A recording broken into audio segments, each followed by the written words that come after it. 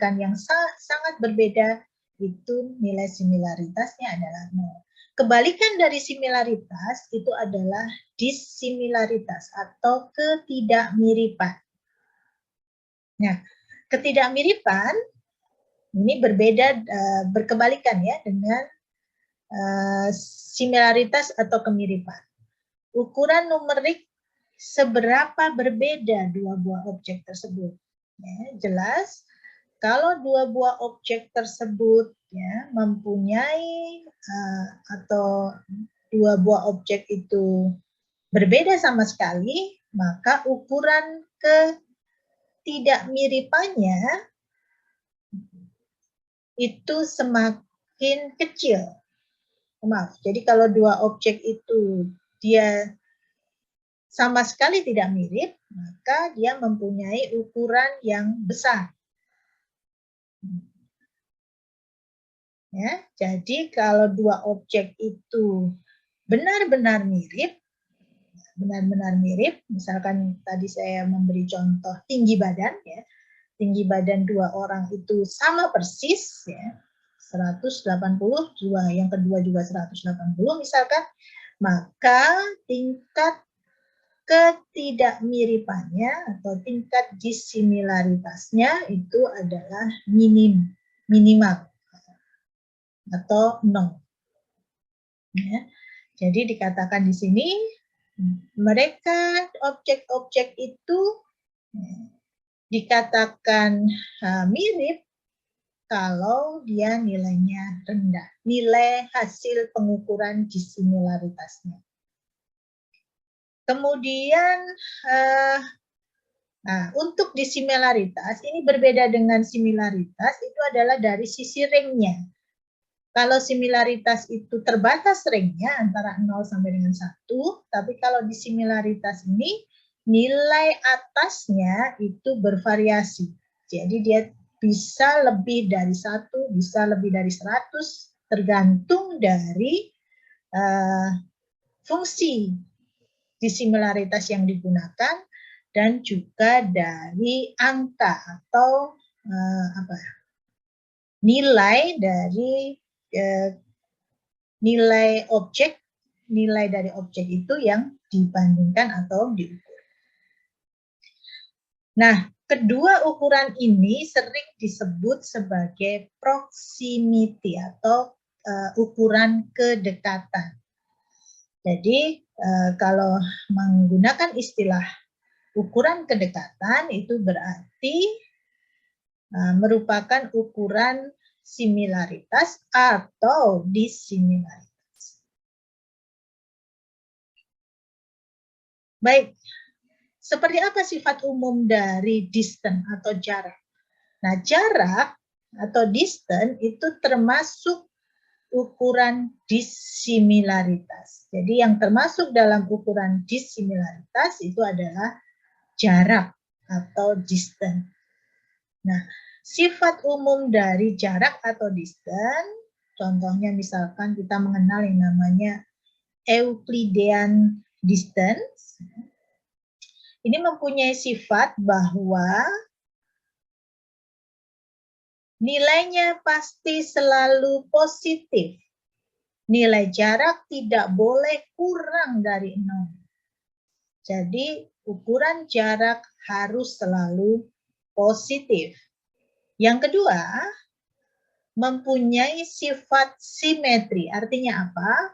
Bahwa kalau kita mengukur jarak P ke Q, itu nilainya harus sama untuk ukuran jarak meskipun kita mengukur jarak itu dari sisi kebalikannya, dari sisi Q ke P, gitu ya.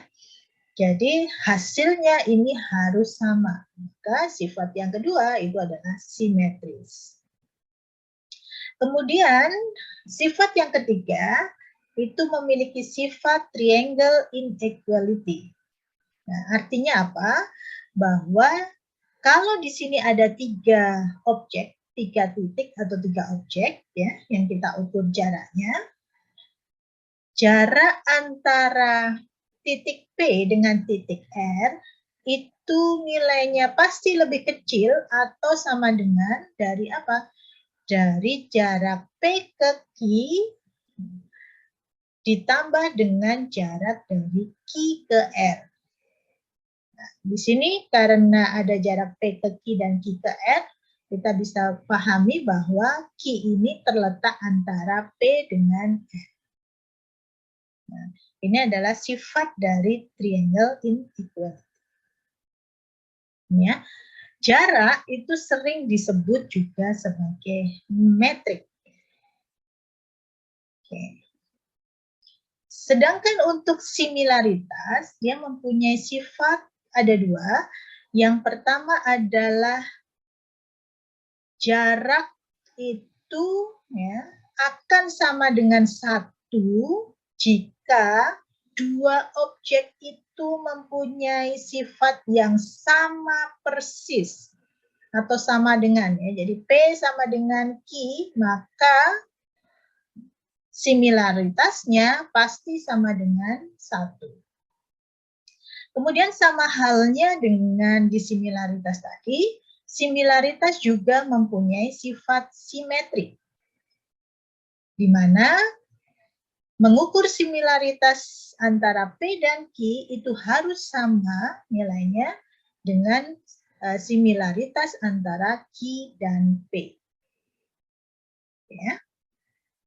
Nah, sekarang kita akan berkenalan dengan beberapa ukuran jarak dan beberapa ukuran similaritas. Kita mulai dari ukuran jarak terlebih dahulu, di mana ukuran jarak ini adalah ukuran dissimilaritas ya.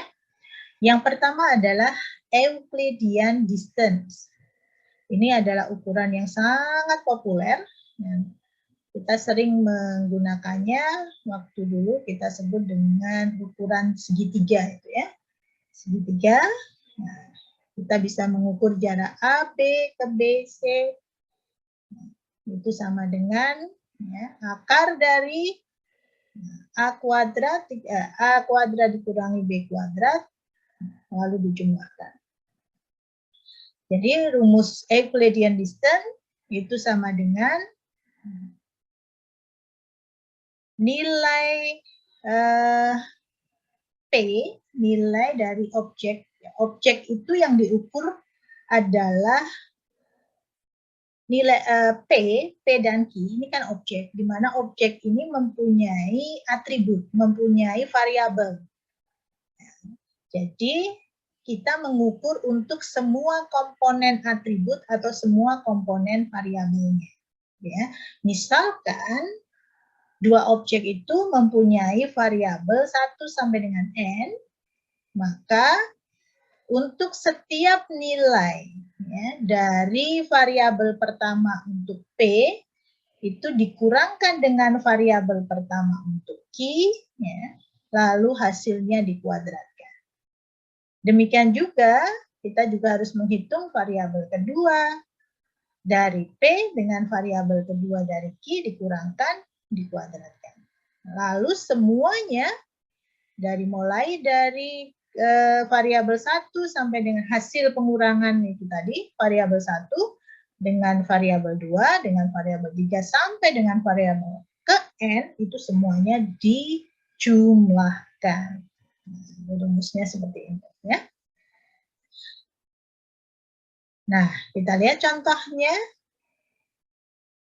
Kita lihat contohnya, misalkan di sini kita mempunyai 4 objek, di mana masing-masing objek ini mempunyai 2 variabel.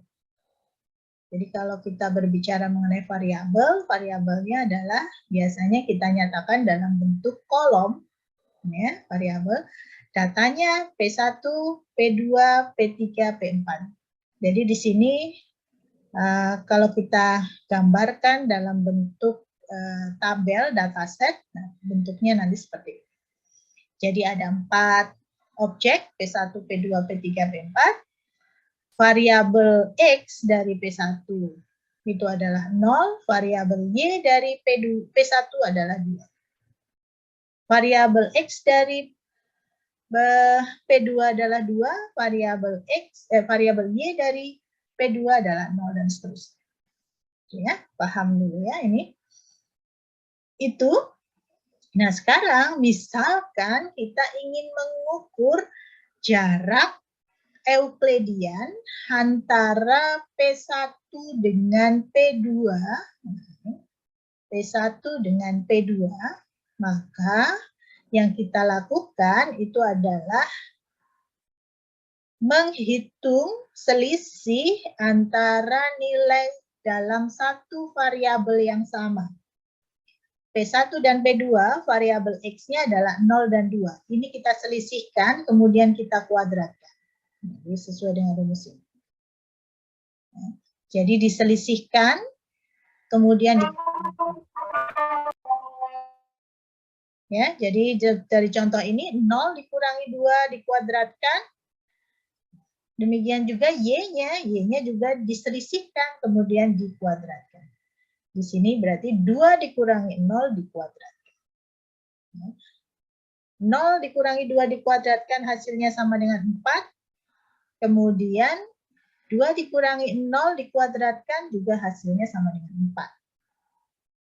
Lalu bagaimana? Keduanya dijumlahkan.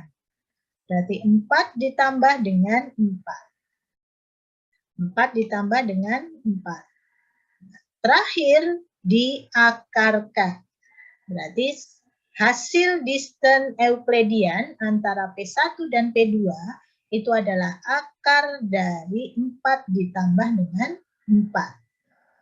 Berarti sama dengan akar dari 8. Akar dari 8, kalau kita cari dengan menggunakan kalkulator, hasilnya adalah 2,828 dan seterusnya.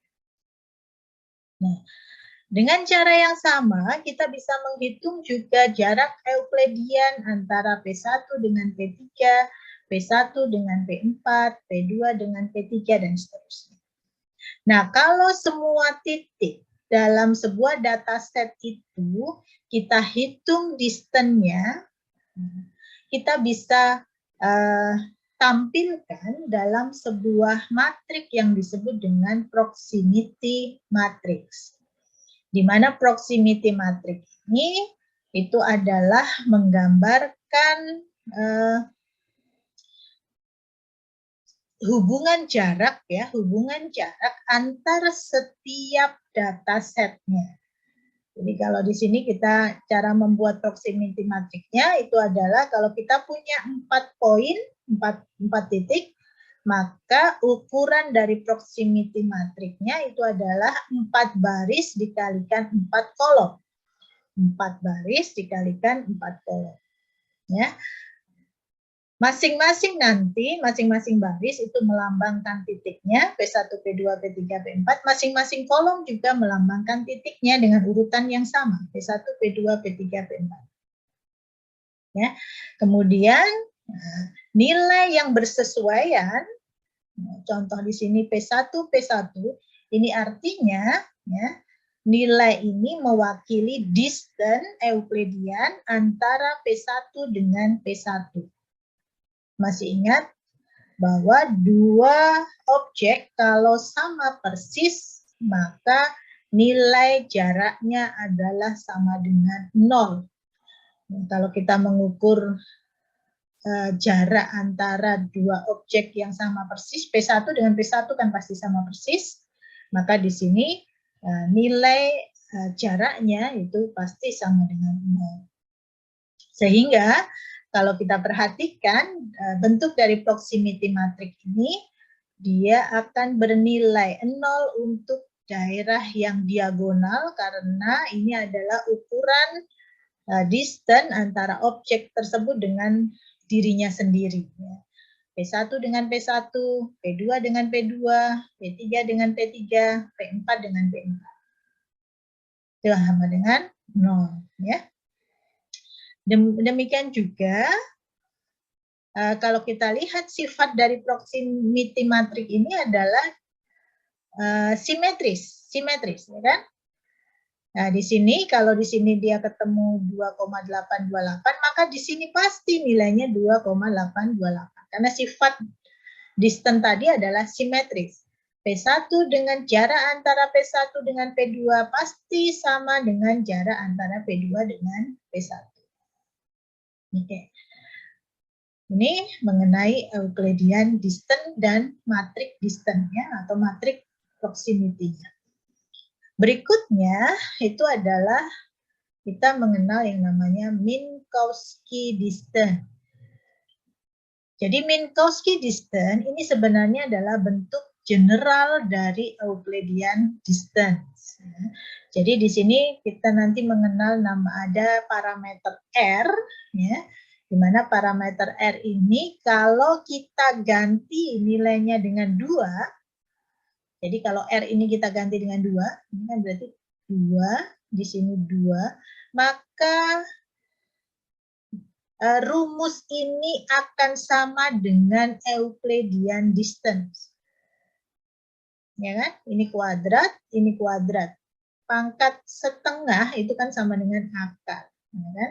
Jadi sama dengan akar dari sumasi K sama dengan 1 sama dengan N. Ya, dari PK dikurangi QK pangkatnya 2.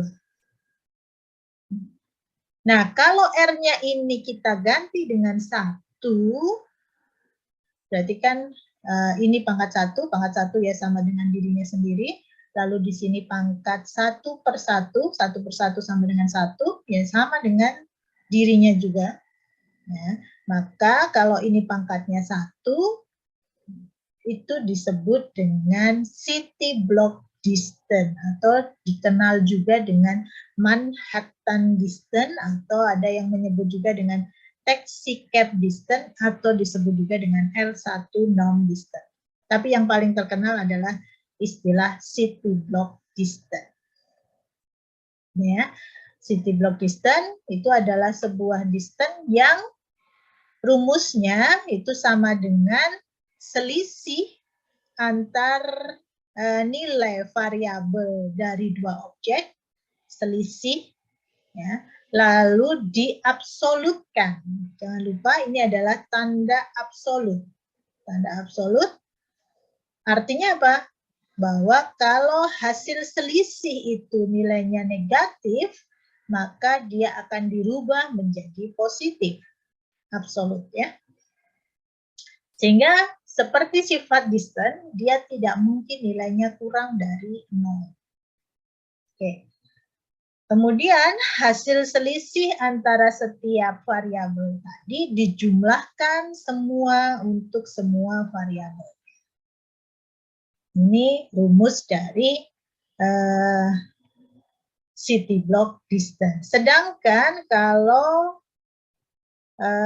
R-nya itu diganti dengan tak terhingga, maka rumus itu menjadi rumus supremum.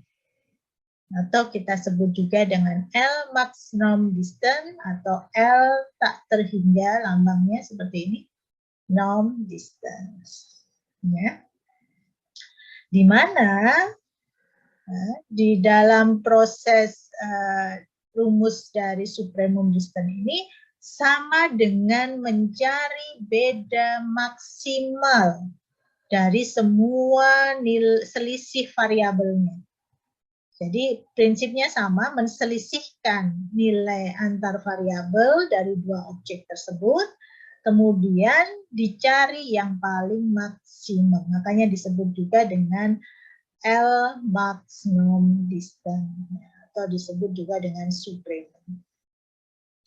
Ini variasi dari distance yang disebut dengan Minkowski distance. Jadi kalau Euclidean distance-nya itu tadi yang 2 ya.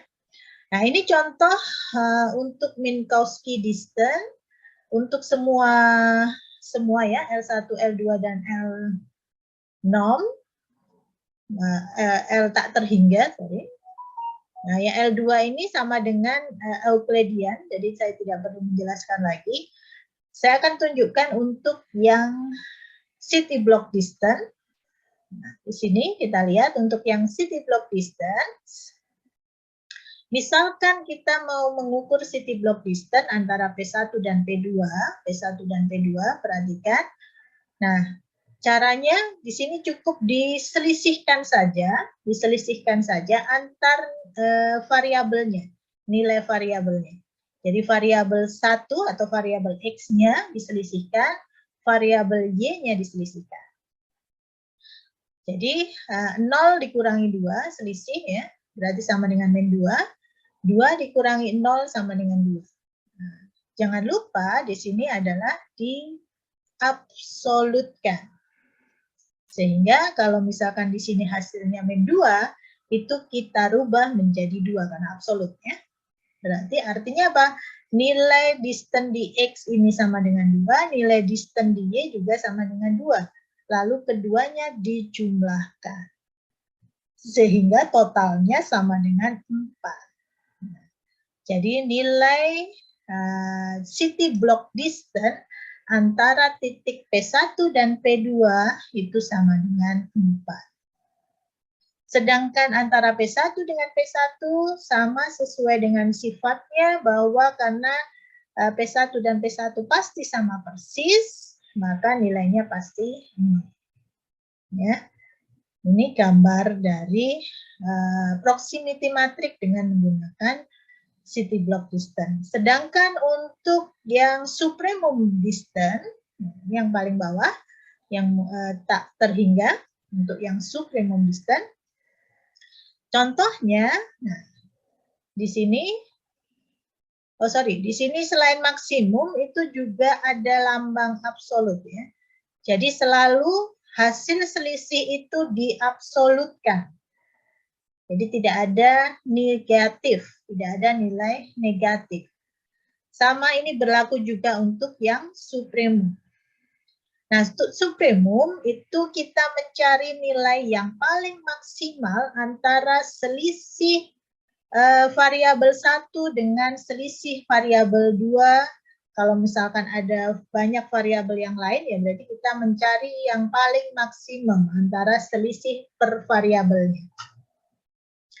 Contoh di sini misalkan P1 dan P2, ya, antara titik P1 dan P2, selisih nilai variabel X-nya itu adalah 0 dan 2, berarti min 2, jangan lupa min 2 diabsolutkan menjadi 2.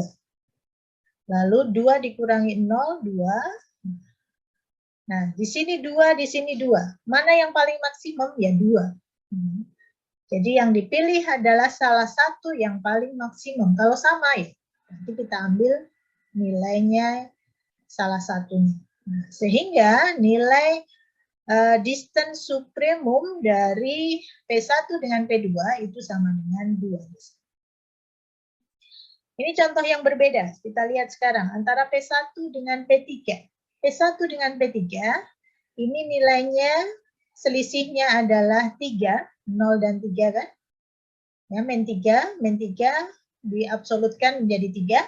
Sedangkan yang selisih antara variabel Y-nya itu adalah 2 dan 1. 2 dikurangi 1 berarti sama dengan 1. 3, yang 1 3, yang 1 1. Mana yang paling besar? Yang paling besar berarti adalah 3. Sehingga hasilnya di sini sama dengan 3. Jadi seperti itu. Ini gambaran dari Minkowski distance. Jadi ada city block distance, Euclidean distance, dan supremum distance.